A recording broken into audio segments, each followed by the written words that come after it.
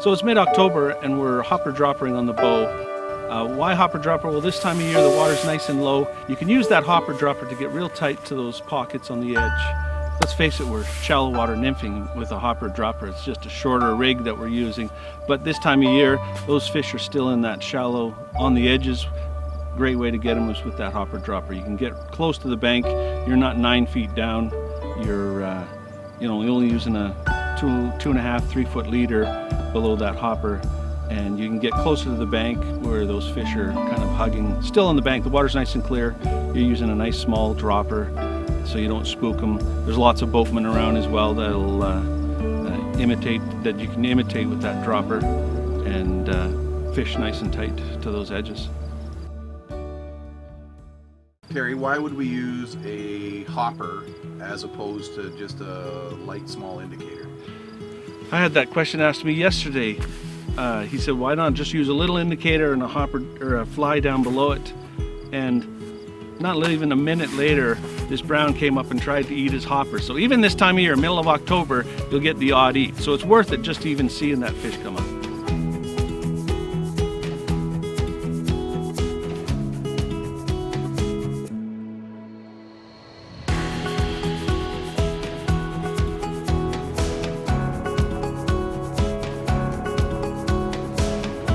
So there's a seam up there, right off that edge up there. There's a nice deep bucket, and it's right beside the fast water. They just love holding in that soft water.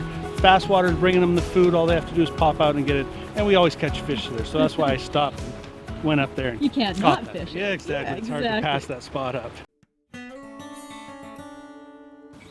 So David, as far as rods go, what do you recommend for rod for hopper dropper fishing? Well, I'm not lucky like you, Terry, that I get to be out here every day, but we get questions every day in the shop about how to fish hopper droppers during the season and stuff. And typically we use 4, 5, or 6 weight, depending on your casting and what else you want to do with that rod. So a 5 weight is probably the good all-rounder on the light side that does really well with standard hopper dropper fishing. You have to be a little careful with the action, because if you start fishing lighter tippet on it and you have a very aggressive stiff rod, sometimes you can end up just snapping off the tippet between the hopper and the dropper because there's no give in that section. So we generally would suggest a little bit softer rod for that type of fishing, which also then translates into regular dry fly fishing.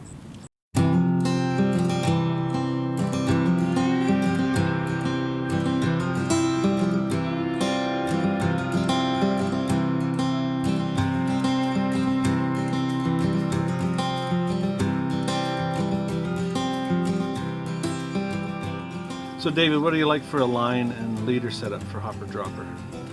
Definitely a weight forward line is a big plus. If it's a little more aggressive on the front taper, it helps a little bit to turn over the hopper and the bead head behind it for sure. But a standard weight forward taper is good. And then the leader length, that's definitely a personal preference. I would say average person would use a 7.5 foot leader to the hopper, and then another 2 to 3 feet, like you said, up to the dropper, so that your whole outfit is somewhere between 9 and 10 feet long. Myself, I do use a 9 foot 2X leader to the hopper, and then have a couple of feet to the dropper. So my outfit would be a little bit longer. But that's a personal preference in your casting and where you're fishing and your ability to mend and all that kind of stuff. So that ultimately comes down to a personal preference for leader length for sure. So Terry, now that we're hopper droppering, we've been hopper droppering all season long, basically since July, and we're using different flies at different times of the year. So maybe just show us why we use that. Well, if it's hopper season, typically you use a smaller fly, something to imitate an actual hopper. This time of year, we're not trying to imitate a hopper. We're trying to use it as an indicator almost to fish close to the edges. So that's when we'll use a fly that has a big antron wing or something that'll float, easy to see. When they're looking for hoppers in the summertime though, you got to get a little more specific, especially if they're keying in on those hoppers. That's when you'll go down in a size, or more realistic flies compared to the more impressionistic flies. They seem to, when they key in to those hoppers, the more realistic you can get, the better it seems to work.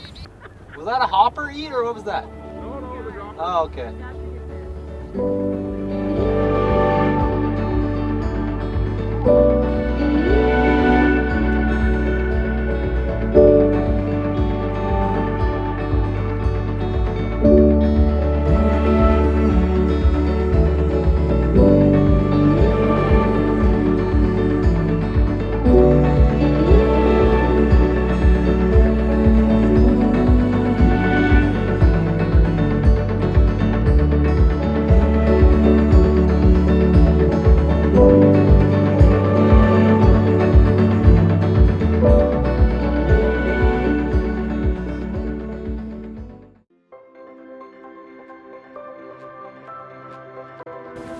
Okay, so with the different sizes of flies, Terry, you change the tippet up?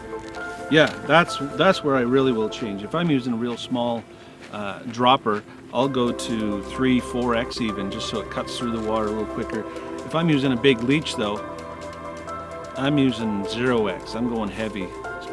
To the hopper, it's probably 0x, maybe 1x to the dropper, but real heavy line. With those big flies, they're not shy with them, so why use 4x to use as your tippet when you can use 0 and have the same results?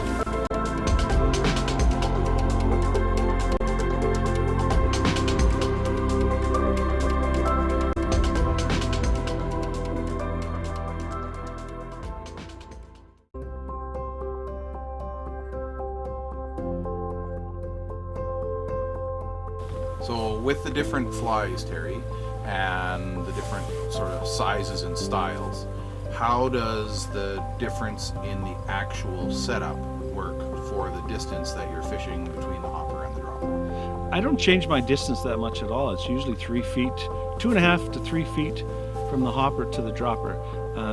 But you can even do a hopper-copper dropper. So in between that, put another fly, so you can fish 2 droppers below a hopper. But it's typically, 2.5, 3 feet between the hopper and the bottom fly.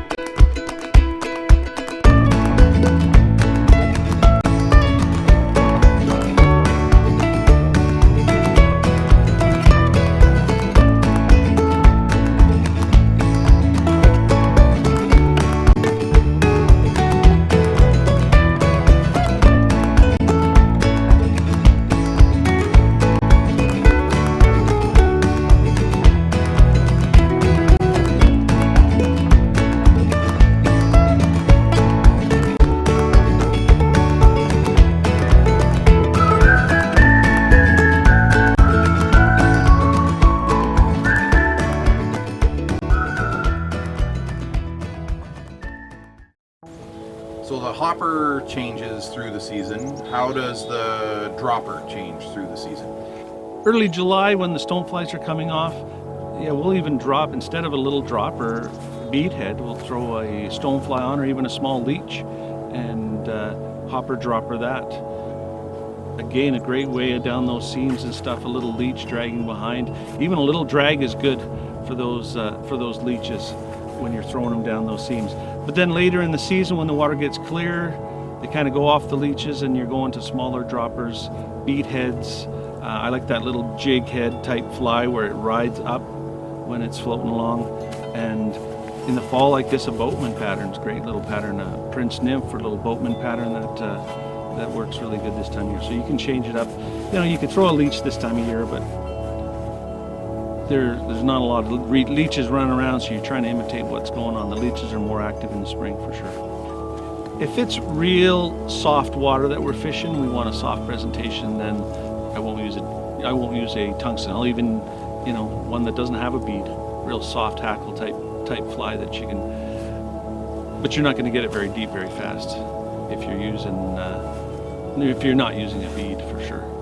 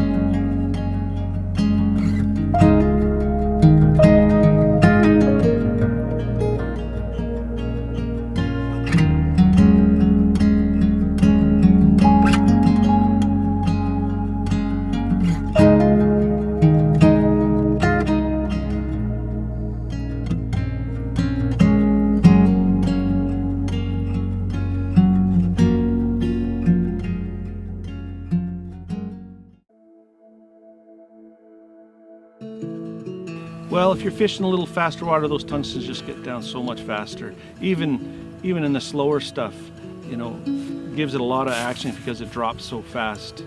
I'm a believer in the tungsten for sure. Most of those tungsten jigs and even the leeches will have a tungsten bead on just because it gets them down so much quicker. And using the tungsten bead, you know, I use it probably 95% of the time, just because I know it gets down quick, especially if you're fishing those fast, rapid edges.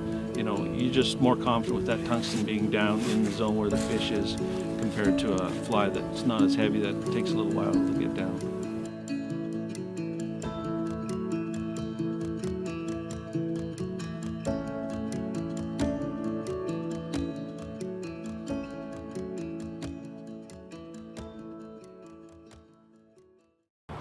Well, when you're fishing a hopper dropper from the boat, when you hit water that's like this, that's fast, which is where we hook that nice fish, the casts are not long. We're talking like 20 feet, and it's just important to keep the fly in the right spot. Not keep casting, just keep it in the right spot, and then mend to keep it in there. Versus a slow, flat, long area, you can get a long drift, and your fly might be in the water for like a couple of minutes before you actually even cast again. So a spot like this, as compared to a flat, your casting is going to be radically different. When you're fishing from the boat, especially if you're in the front of the boat, for hopper dropper, that's the premium spot, there's no question about that. And if you can get it to be 45 degrees in front of the boat and do these casts at 45 and then do an upstream reach mend to get the fly line above your hopper, that gives you basically a mend in the air, which is why it's called the reach mend cast, and that gives you several extra seconds of drift, and a lot of times that's all it takes, because that fly is dropping into the right zone and the fish are on it right away. So it's only a matter of seconds.